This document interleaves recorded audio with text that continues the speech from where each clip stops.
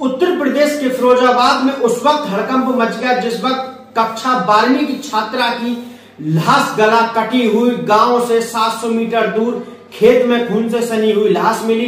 लाश मिलने से लोगों के अंदर दहशत बनी हुई है, शहर में सनसनी का माहौल बन गया। दरअसल ये मामला थाना जसराना क्षेत्र के गांव का है। यहाँ के रहने वाले इंद्रपाल की बेटी नेहा जो कि कक्षा 12वीं में पढ़ा करती थी। घटना की रात परिवार में सब लोगों ने खाना खाया। खाना खाने के बाद इंद्रपाल घेर में सोने के लिए चले जाते हैं। नेहा अपनी बड़ी बहन सीमा के साथ सोने के लिए चली जाती है। इंद्रपाल 1 बजे रात में घर लौट के आते हैं तो वह देखते हैं कि उनकी बेटी नेहा घर में नहीं है।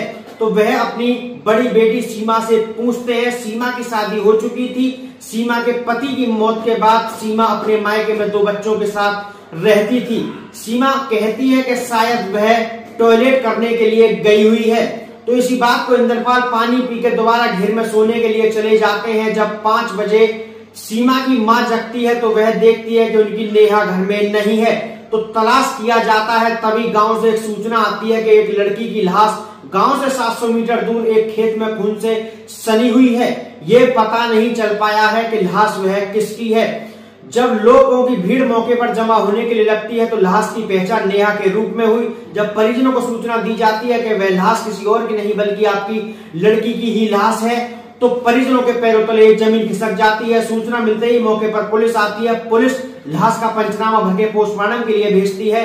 पुलिस ने जानकारी देते हुए बताया कि प्रेम प्रसंग में हत्या की गई है क्योंकि लड़की की लाश पर काफी चोट के निशान भी पाए गए हैं और बड़ी बेरहमी तरीके से इसकी हत्या की गई है। 2 से 3 टीमों का गठन कर दिया गया है। परिजनों की तहरीर के आधार पर आगे की कार्रवाई पुलिस कर रही है। Bureau report India crime news में ठाकुर। देखिए, थाना जसराना क्षेत्र में सूचना प्राप्त हुई थी कि एक गांव है नगला जाट, वहां पर एक लड़की की डेड बॉडी खेत में पड़ी हुई है। यहाँ आकर के देखा तो पता चला कि उस लड़की की उम्र लगभग 17 साल थी। पहचान कर ली गई है, नगला जाट की रहने वाली थी। इसके गर्दन पर प्राण घातक चोट के निशान है। सही समय जानने के लिए पोस्टमार्टम कराया जा रहा है। इस घटना के अनावरण के लिए 2 टीमों का गठन किया गया है। इससे शीघ्र ही सुसंगत धाराओं में अभियोग पंजीकृत किया जा रहा है और इसका शीघ्र ही घटना का अनावरण करेंगे।